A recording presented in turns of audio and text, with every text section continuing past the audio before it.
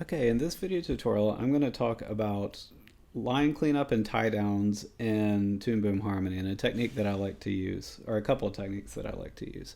So what I'm going to do is I'm going to import some turnarounds and work off of that. So in Harmony, I'm just going to go File, Import, Images, and find my turnaround JPEG image right here. And I don't need to change anything, I'll just press OK. And we can see that that brings that onto the canvas right there.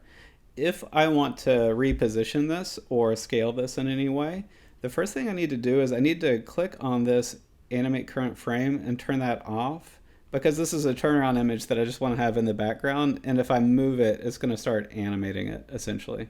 So we just want this to stay still. So again, I click on this, turn that off, and then in order to scale this and move it, this is the kind of free transform button that you want to use right here. And so, if you don't hold shift, it will scale out of proportion, but if you hold shift, you can scale it up and down. And if you hover your cursor in the middle, you can move it around like that. And so you can reposition this however you want right there. And so we have the turnaround image right there, and I'll drag that to the top. This is kind of an existing project that I'm working on here. That's what these older two layers are, so don't worry about that. So we are in the camera mode right here, and so this black line right here is indicating the edge of the camera right there. And we have this gray background, and so what I'm going to do is I'm going to create a color card to give us a white background right there. So to create a color card, I'm just going to press the plus button and go to the color card right there. It has these gray kind of boxes around the edges, and that's because it's selected. So I'm just going to drag that so that it's underneath the turnaround, and then when I click on the turnaround, the gray boxes should go away right there. So the turnaround is right here, but this video tutorial is purely just going to focus on the line work right here. So on this turnaround, one thing that I like to do is when doing my line work, I like to take this and lower the opacity of it. And so with the turnaround, the way to do that is you click on this little icon right here that looks like a little person. That's going to expand the layer. And this can also be helpful for other reasons too, if you want to be able to see your layers in a more detailed way. And we have opacity right there that opens up. So we can just take the opacity and just drag it down to whatever number you want it to be. I'll choose 38 in this example. And then if you want to collapse it, you just press the same button again right here. So now we're kind of ready to get started with cleanup and tie downs here. And so to get started with this, I'm going to press the plus button right here, and I'm going to create a drawing layer right here. And in my settings, I've given myself 4 art layers right here. In this specific video tutorial, I'm just going to stick with the line art layer right here. And when I do tie downs, I always prefer to do vector. So I'll call this tie downs right here, and add and close. So I have my first layer right here. I can either create an empty drawing. However, when I start drawing, it's automatically going to do that. But just as a force of habit, I'll click that button just to give myself an empty, sheet of paper to work on right here. And so when working in vector art layers, I prefer to use one of 2 tools right here. So the first one I'm going to show is the pencil tool right here. You can use the brush tool. However, it's not really my preference. And the reason for that I'll kind of go over later. And then down here, we actually have the line tool right here, which is a pretty useful tool. So let's go over the pencil tool. And so with the pencil tool, remember with any of these tools right here, the tool properties window is going to update. And I'm just going to collapse my color palette because we're not going to really worry about that today. And so with the pencil tool, we have these presets. We have some settings down here, some of which I'll kind of go over today. And we have the size of the brush and then the smoothing of the brush. And so the smoothing is, I'm going to try to draw a circle. I'm not using my good drawing tablet today, so I'll have trouble drawing no matter what. And then when I use centerline smoothing, you can kind of see it starting to kind of correct my line for me a little bit to help me create smoother lines right there. So that's under the pencil tool. Something else I like to use with the pencil tool is I like to have this button right here turned on. So that's called auto close gap. And so the reason to have this on is later when we go in to fill in our characters, if that's not turned on, it can kind of create some issues for you. So just to give you an example, I will turn it off, and then let's go ahead and just hide my turnarounds under there. So I'm going to draw a circle, and I'm not going to quite close the gap. I'm going to bring it really close, but it doesn't quite close right there. One trick you can do is there's a really important shortcut in Harmony, and it's K. So I'm going to select this and then press K. And what that's going to do is it's going to show the strokes that associate with the vector art right there. And you can kind of see the stroke is showing up as that orange line right there. Sometimes it'll show up as a blue line. And we have the anchor points right there, and it's not quite closed. And so if I turn the pencil tool on and then turn this button on right here, and I draw a similar circle right here where I bring it really close, but it doesn't quite get in, I will zoom in, pressing 2, and you can see those blue lines from the stroke fill it in. And so normally when I'm working, I like to take my line art and copy it down to the color art layer right here to fill it in. But I'm just going to skip that step right now just to show a point. So when I do the paint bucket tool on this one where it didn't have the close gap function turn on, I'm clicking, it's not doing anything. And with that function turn on, I click and it's going to fill in right there. All right, so when using the pencil tool, it's really important to have that button on. It's always going to happen where you're going to have gaps that you need to fill. And so one trick that we can do is if there is a gap that didn't get filled, what you can do is if you click on the paint bucket tool and then you go under stroke right here, you can manually draw your own stroke in there, right? So you can just kind of click and draw that in, and that blue line right there functions as a stroke. And now if I click and take it to the paint bucket tool and fill it in, it's going to work now. Okay, so that's kind of one of the main tricks so another thing that I want to show with the pencil tool before we move on to the line tool is we have these presets, but we can also create our own custom presets right here. So let me press K to turn off the stroke preview. And so I'm using pencil 1 right now. But let's say that I have a project where I want my lines to look a little bit different and I want to customize it. So if you go up here, and we can customize this pencil by pressing this arrow right here. It's going to bring up this panel. And there's, we have maximum size, minimum size right there. Center line smoothing, so that's just kind of the default of the smoothing. So maybe I want the smoothing up since I'm doing a tie down right here. This is like the start, the end, and our joints right there. And something that's pretty interesting right here is so that's under size and smoothness, but under here we can add texture to it as well. And so let's try like charcoal, for example, right here. And so now when I press 2 and zoom in on this, you can see that even though this is a vector line, charcoal adds like a nice little pencil texture to it. And this is kind of one that I like to use a lot right here.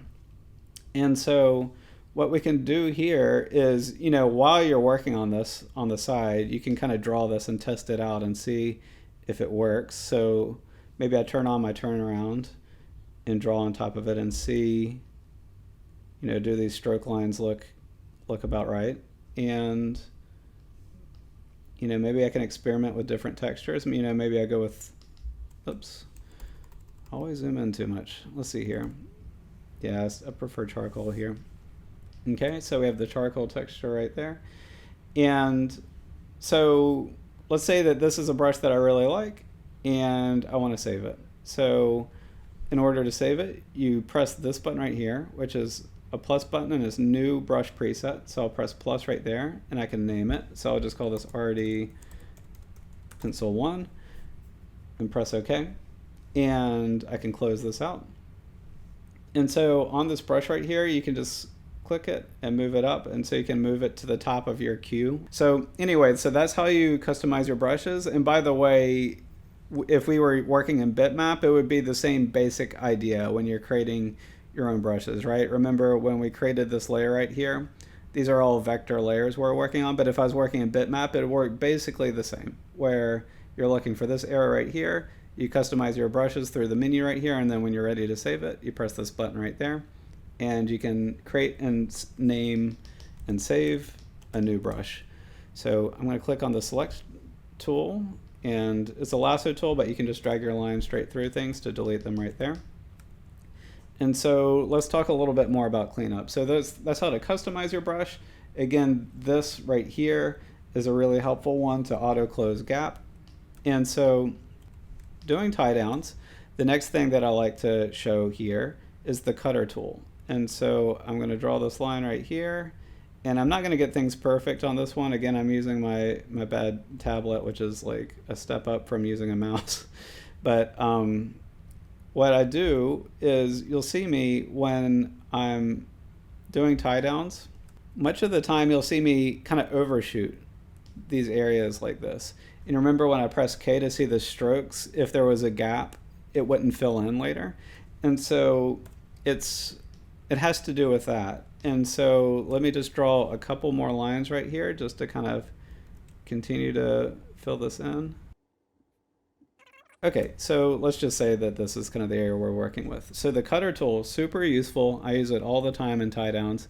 Is underneath the select tool. So I click and hold down the select tool, go to cutter right here. And then if I just drag through, it deletes that part of the line, and it's pretty smart about finding the edge right here. And so when using your cutter tool, notice that this also has tool properties to it that you can choose. And the main one that I want to point you to is by default, it's usually on this bevel mode right here. And sometimes when you do the cutter with this bevel version on, it can create some really, that actually looks okay, but sometimes it creates these really hard edges that look really pretty ugly. And so if you just click on this, I just really recommend just changing that to round right there. I think the texture from this charcoal is kind of hiding it a little bit, but that's just a setting that I really recommend that you turn off. And you see when you're using the cutter tool, you just drag a line through the line that you want to delete, and it's pretty smart about deleting where you want it to delete right there. And so when doing tie downs, you know, I would kind of go through the whole figure right here, fill this in one line at a time, right? And so it kind of depends on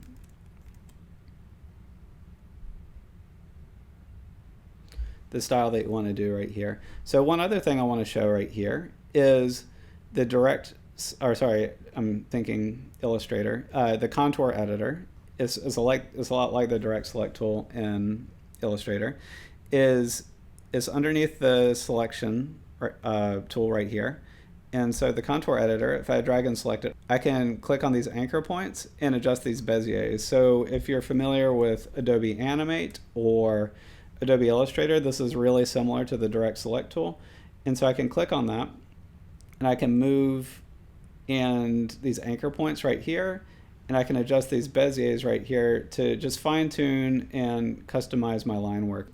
One thing that I usually recommend doing is in this contour editor tool, I like to just turn off the magnet because it's kind of snapping otherwise, and you just have a little more free form to kind of put this exactly where you want it and make those adjustments right here. So that's one reason that I like to use the pencil tool, by the way, is with the pencil tool, when I do the contour editor, I just have one vector line that I need to work with. But with the brush tool, when I draw with the brush tool, for instance, and I go to this contour editor, you see when I click on it, I have to select both sides of the line in order to adjust it. And I just find it, I'm sure other people are much better at working with this than I am, but I just find it really clunky to have to, when I'm going into the contour editor, having to worry about both sides of the line at the same time.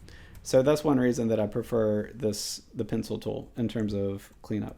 And so let me zoom out a little bit. So when doing cleanup, you would just kind of go through with the pencil tool, just like that, and going through and fixing it that way. One other thing that I want to show here with the pencil tool, so let's just kind of go down to this area right here.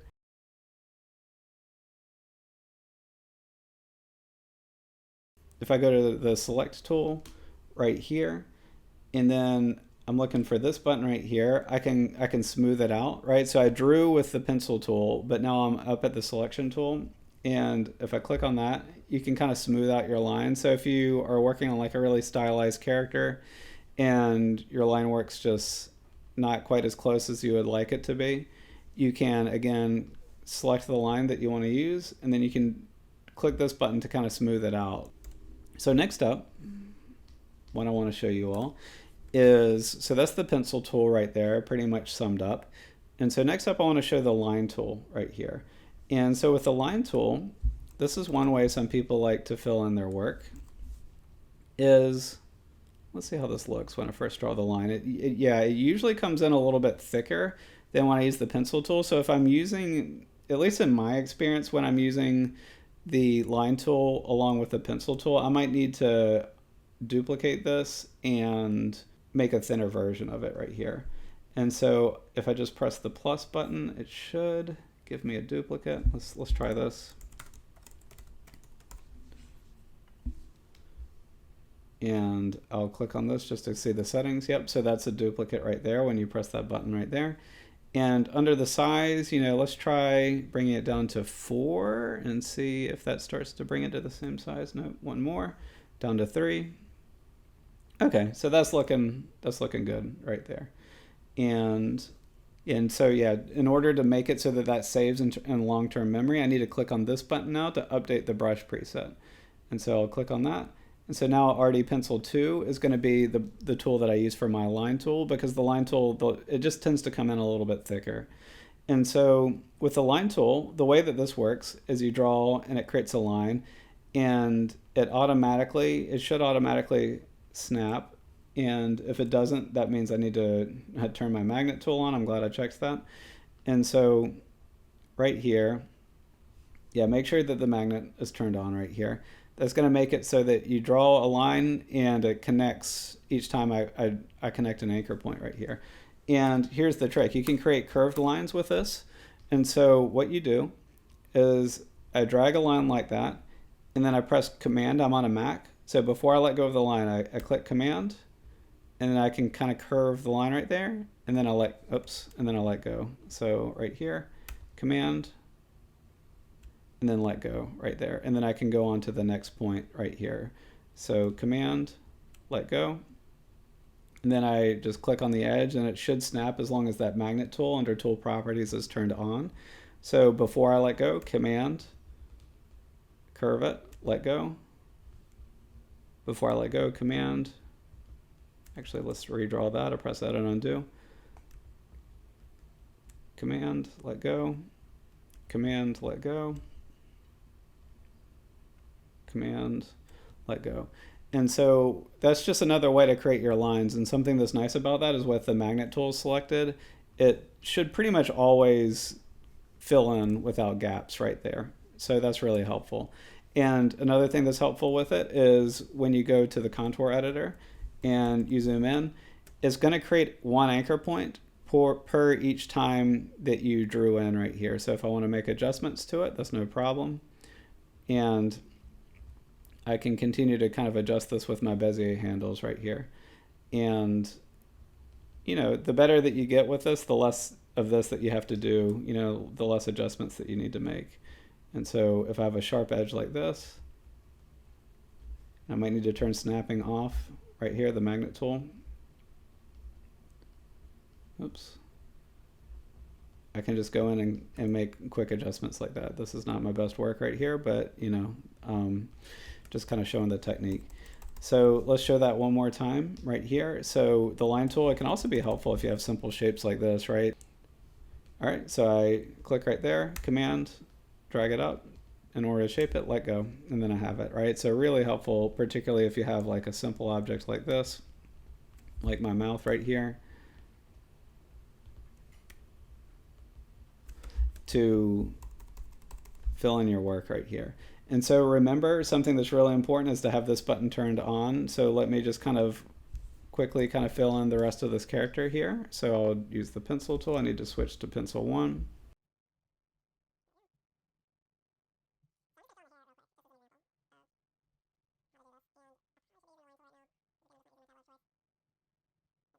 And I'll just kind of fill it in right here. So let's imagine that this is all of the character right here. So remember, I can press this button right here and go in and make adjustments to my shapes right here. I can delete anchor points right there. So I have an anchor point right there that kind of felt unnecessary. So I just select it, press delete, and then I can use the Beziers to kind of clean that up a little bit. this is an area where sometimes you can kind of use that smooth button right here if you want to, but I think for me on this one is close enough to where I just want to kind of go in and fix this manually right here. So I'll just drag that in and close enough, right? And so I'll go to the cutter tool, zoom in, and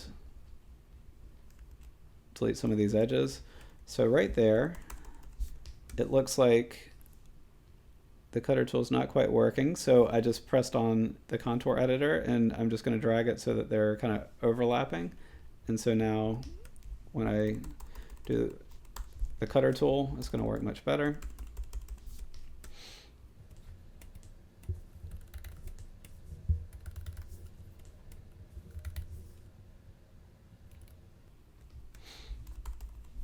All right, so the cutter tool cut away a little bit extra right there. And so what I can do is I can just take this line, join it with the others right here, and let's just check something right here. So if I press K right here, this is an area where when I go to fill this in, that might create some issues for me. So let's keep that in mind. So cutter tool right here, and I'm just gonna keep filling in and fixing up some of these areas right here. And let's press K on this one. So you can see that since when I was using the pencil tool, I had this button turned on, it's filling in that gap for me. So that's helpful. And during cleanup right here with the selection, I can turn on the magnet tool right there and then snap that to that point right there. And I don't really need that one. And I can use the Bezier to kind of fill that back out right there. So that's kind of, some cleanup where I'm just trying to kind of show the process right here. So I'll press K just to move on from that. And so now let's just preview what this is going to be like if I try to fill in this area right here. So I'm just going to fill it in with just one of the preset colors right here. So remember, we're working on our line art layer right here. And I'm going to want to copy it into my color art layer right there. And so with the selection tool, I'm going to select the area right there. Then I'm looking for this button right here. And it's under this, when you click on the selection tool, it's going to be under your tool properties right here, but you should also be able to find it right here. And so I click on that and it's going to copy the line art, the strokes onto the color art. And so now I'm on the color art layer and I'm just going to fill this in with the default red right here with the paint bucket tool. And so you can see that fills in right there, that fills in right there, and all these are kind of filling in. And so that is kind of a preview of two techniques that I like to do when I'm doing cleanup. And I guess it's a combination of a lot of techniques, but using the pencil tool and then the line tool right there to give myself cleanup. And one thing I'm just noticing here is when you do cleanup, sometimes when I use the pencil tool, I'll press K to show the strokes. Sometimes there's these little areas. I was actually expecting to see a stroke line going through there, but there isn't one. But you'll see that there's some areas where it won't fill in. So just always kind of take a closer look at each frame when you're filling this in and take note of that.